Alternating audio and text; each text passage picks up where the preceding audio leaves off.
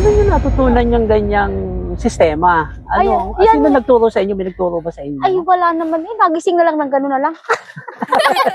sabi ko nga sa'yo kanina, hindi ko sukat akalain na makakapasok ako sa gano'n na hindi ko naman siya pinag-aralan. Malakas siguro yung loob. Yun ang malaking puhunan ko.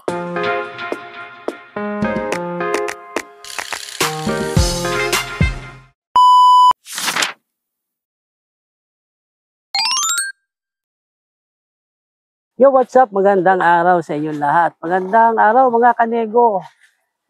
Welcome sa aking panibagong episode. Ako nga pala si Lorenzo Binay Manalo, ang inyong kanego. This time, special ang ating episode dahil special ang ating guest sa ating kanego.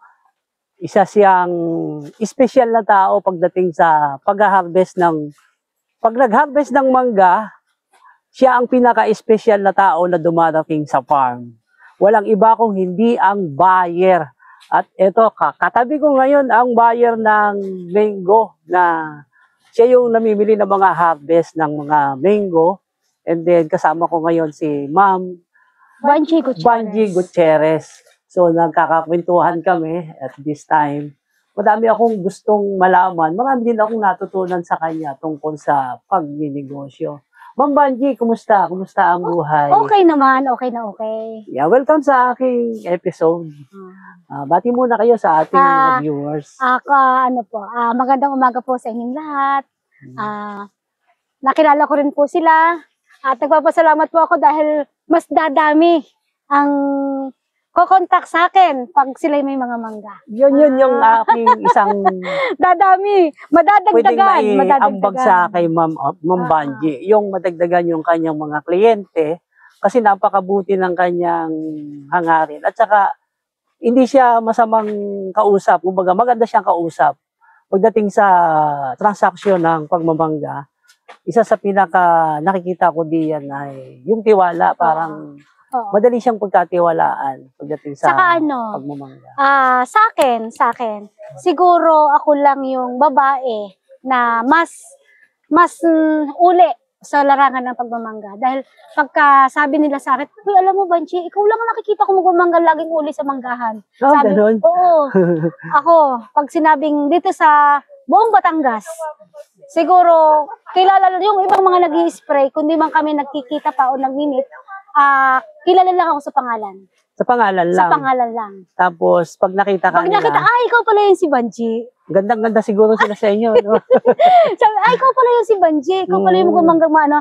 Ako yun. Kaya, siguro sa pamamagitan nito, kung madami na akong nakukuhanan ng mangga, mas dadami pa. At, kayang-kaya ko pa yan. Yes, sana magkaroon ka pa ng marami pang mga kliyente.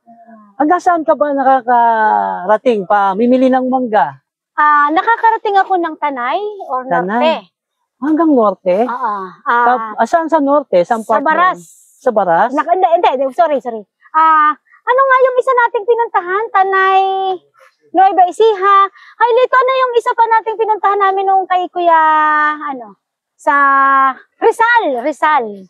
Sa Rizal. Sa Tanay Rizal. Ayan, madami ako nakukuha dyan. Shout out sa mga taga Tanay Rizal. Shout out kay Kuya Peter. Kay Kuya Peter, yun. Malaki yung mag-i-spray din doon. Ako yung pumupunta doon. Madaming mangga doon So, baka sa inyo lahat ang manggahan doon. Hindi naman. Si Kuya Peter, yung malaki din siya mag-spray doon. Ako yung pumupunta doon.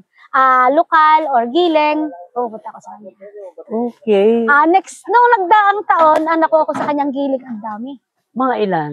Siguro, basta madami. Madami talaga. Tapos nung nagdaang ito, dahil ngayon wala pa akong umpisa sa giling Nung taon, ang naipasok ko siguro sa giling. Ano ba yung giling? Baka kasi, kagaya ko, hindi ko alam yung giling. Ano yung giling? Yung giling, yung sesto, ginagawang sesto. Ginagawang juice. Sa ano na sila? Juice. Sa factory na? Factory na. Sa ano siya? Sa May Bulacan, Marilao. Siguro yun yung ginagawang mango nectar, ganon. Mango juice, mango nectar, sesto, yun. Sa mga na umiinom diyan ng mga sesto, malamang yung iniinom nyo galing kay Ma'am Banji. Galing na doon, nakarimitan. Ngayon medyo mababa ang ano ng sesto eh. Dahil marami silang tira nung taon, talagang madami silang pumasok nung taon na sa sesto. Ng oversupply. O oversupply. Ngayon, may magdala dahil marami silang stock. Kaya hindi pa ako nag-start ng sesto. Dahil nung taon siguro, ang nadala ko doon mga 30, hindi lang. Ano? Dahil sa araw-araw, 10 tons ako to 20 tons eh. Hoy, 10 Nung taon. tons? Ang laki. Nung taon. Ay Ang siguro. laki ng kitaan, ano? Hindi. Katuwa. Sabi ng in-check, sabi ng in-check ha. Chinese yun, Chinese. Sabi ng in-check, sabi. Pag daw miski kaunti lang ang tubo, at nang madami, pag daw napagsama-sama, malaki na rin yun.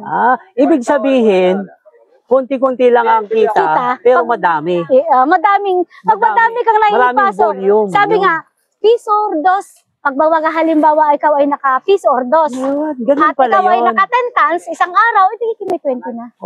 Yung ganun, pag unti saan yung dami. So sa mga hindi nakaka-relate diyan, yung kitang piso, talagang pag madami malaki siya. na yon. Oo. Halimbawa, piso sa isang kilo. Oo. Ay, sa isang kaing, 18 kilos, di ba? So may 18 pesos ka na sa isang kaing. Iba yung kitaan ng ating kaing kaysa doon sa per kilo na giling. Doon sa giling magkaiba pa. Magkaiba. Meron silang mga tinatawag dito na mga Anak, sagutin mo quality. Ay, anak, sagutin mo. Ayan.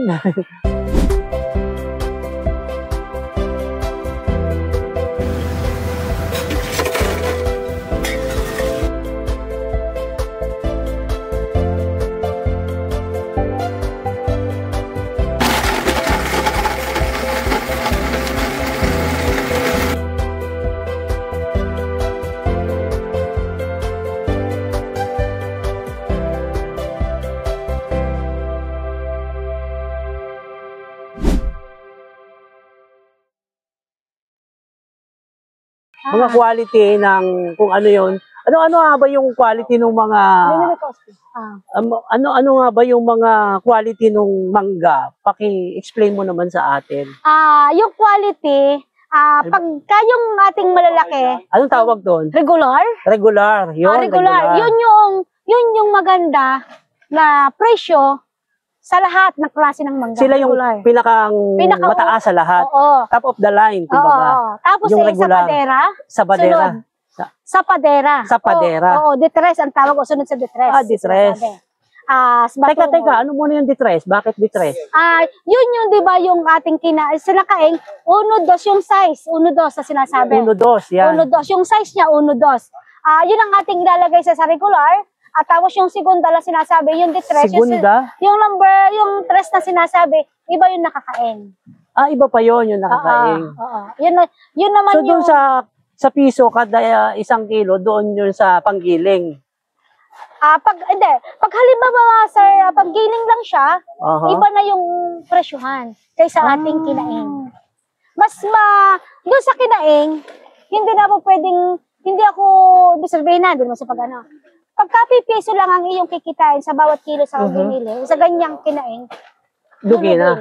Dahil gagastos ka pa sa gagastos ka ng ating magpapakit. sa tracking, ano? Tsaka, ang ating namang giling may tracking din. May tracking din. Wala lang siyang shorting. So sorting. Ito nakakaing na shorting. So sorting. So, Tapos may sinusort. lalagyan. Oo. Lalagyan. Ganun. Ang nakagiling naman siya, nakalagay sa crate. Sa Lang ma'am, nakalagay sa crate. At yan naman yung ilalagay natin, ikakarga na naka-crate na. Pagdating na sa planta, yan. Itataktak na lang kung saan ay ililipat lang para sa ibang crates nila, yung crates ng sesto, at ipapasok mo sa planta. Diba? Paano nyo natutunan yung ganyang sistema? Sino nagturo sa inyo? May nagturo ba sa inyo? Ay, wala naman. Nagising na lang ng gano'n na lang. sabi ko nga sa'yo kanina, hindi ko sukat akalain na makakapasok ako sa gano'n na hindi ko naman siya pinag-aralan. Malakas siguro yung loob. Yun ang malaking puhunan ko. Malakas yung loob yung lakas ng loob. Tapos, nagsubo. masipag. Isa pa rin yun. Sisipagan mo rin. Kung saan may pag walang sipag. Tapos, tsaka yung umintindi, Oo. At saka yung mga tao ko na hawak, hindi, yung gusto ko ako yung nakafocus. Mas nakita ko nga na nakabantay talaga kayo Ako yung na, nakapokus. Kahit nasa iba't ibang lugar ako may pitas, kung saan yung may bago lang ako, katulad nung ngayon ko, nasa ibaan sila, yung tao ko doon, kita ko na yung klase ng mangga, iwanan ko na. Ngayon, ito naman hindi ko kita klase ng mangga, kaya dito ako sumama. Yun. May mga tao din ako doon. Yung mga tao ko na bawat area, may kanya-kanya akong inaasin sa kanila. Para alam ko kung saan, pag maganda yung mangga, alam ko kung saan ko bibigyan. Pag pangit, alam ko rin. Yung ganun. Kailangan talaga monitor mo sila. Kaya tatanong mo ko anong klase ng mangga dyan. O katulad nung sabi kanina, Alam na kung saan isusulong. kaya sabi ko, sige, yan ikakoy pang tabako. Tabako Bicol. Pang Bicol. Pang Ano Bicol. naman ang meron doon sa Bicol? Ang kagalingan doon sa Bicol, ang gusto nila yung medyo mababa ang presyo. Yun ang kagalingan Pero doon. yung quality ng mangga, Pagka yung quality ng mangga, na may napapasahan ako sa malapit. Sa Bicol ba ang binibigyan nyo yung palengke o doon sa Merong palengke, meron sadya sila talaga na sila nagtitinda sa palengke, na sa bahay-bahay ko na pupuntahan. At yung nasa bahay-bahay na yon, sila yung pupunta sa palengke para tinda yung kanilang pinapainom ng mangga. Wala bang mangga doon sa Bicol para kayo pa yung magdala ng Meron mangga din doon? siya, pero hindi ganun kadami. Tsaka by season din. Wala doon sa time na yon na Wala. mangga sa Katulad, kanila. tulad ngayon, wala pa sila na hana-harvest. Siguro mga June pa yan. June. Kanilang kailan simula. wala yung mangga? Ako nag-uumpisa ako ng January eh. January pa lang nag-uumpisa Oo, na kayo. January to June. Pero whole year round, talagang may mangga. Oo. Araw-araw. Oo. Kahit ang ulan. Ay pagka tag-ulan at siya igaganyan, ikakain natin, hindi ako pwedeng pumitas. Pero kung giling, kahit para sa mga umuulan, kaalaman ng go. lahat, hindi pwedeng pumitas ng mangga kapag umuulan. Ganun ba yun? Pag giling naman siya, pwedeng pumitas kahit naulan. Kahit naulan. Basta, diretso na yun sa gilingan. Wala na yung tinatawag na yung class A. Kumbaga, Oo. wala na. Lahat Ang diretso aalsin na. lang sa giling, yung talagang pinakamaliit na maliit, hindi pasok sa giling yun. Yun lang ang pagkakaiba ng sesto na dalahan na kaysa perkain. Dami nating natutunan dito. Nalaman natin ang tungkol sa mangga. Kasi ako, curious ako sa lahat ng bagay eh.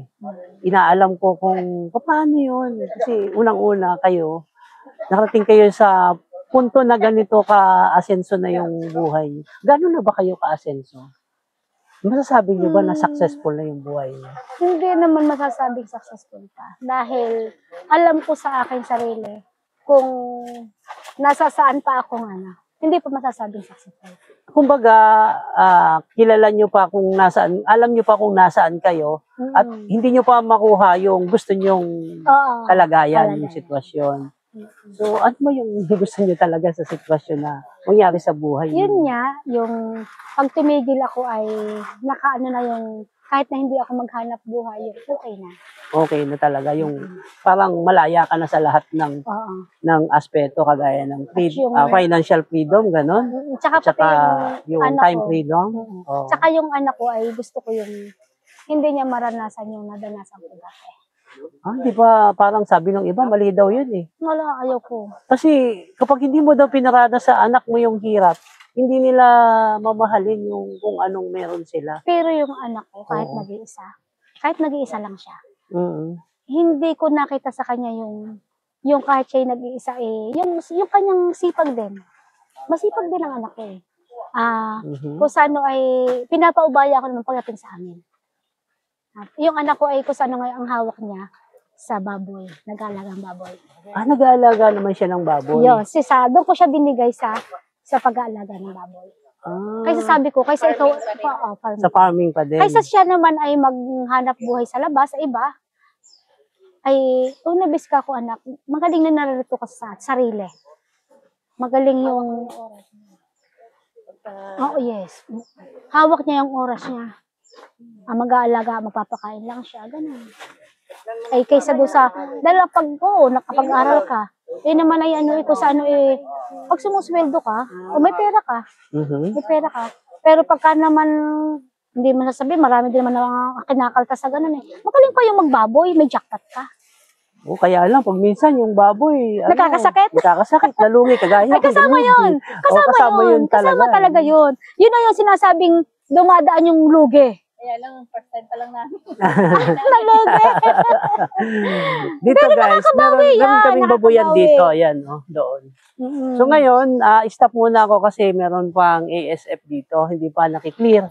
So ito naman si Madam ay tapos na ng pagpapaki ng mangga. So lilipat na naman kami doon sa isa naman na puputihan nila. Okay. Okay. So saan muna saan ka pwedeng kontakin? Halimbawa kung gusto nila magbenta ng mangga, Harvest. magpa-harvest. Yung mga magmamangga dyan, saan pwedeng kontakin si Ma'am Banji? I-ano nyo lang po ako sa Facebook, Banji Gutierrez. Ako po yung Banji nakaprofile doon. Yon, sa Ako po kanyang mukha, nakaprofile. makikita niya. At saka yung contact number para mas madali. Kontakin nyo po ako sa 0919-76037. Yon, maraming salamat sa pagbibigay nyo ng tips sa amin sa kabuhayan, sa lahat, sa buhay. At sa susunod, kailangan sana mas maging maayos pa yung ating paghahanap buhay. Pagmamangga, yan. Shout out sa lahat ng mga magmamangga. At Mga sa lahat ng kamangga, mga kamangga nagnenegosyo. natin dyan. Sa mga kanego, lahat ng mga kanego, gusto ko sama-sama tayong umasenso. God bless you po. Bye! Bye.